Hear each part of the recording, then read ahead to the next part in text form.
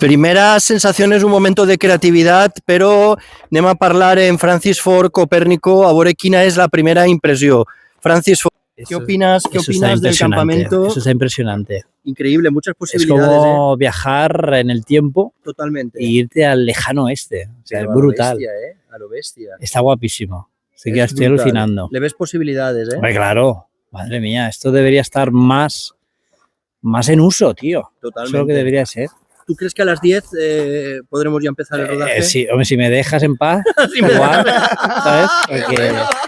Comencemos ahí. Eso es muy bueno. Vale, palabras sinceras, gracias. De Francis Ford Copérnico, director de La última bala perdida. Ahí gracias, está. Cooper. Adiós.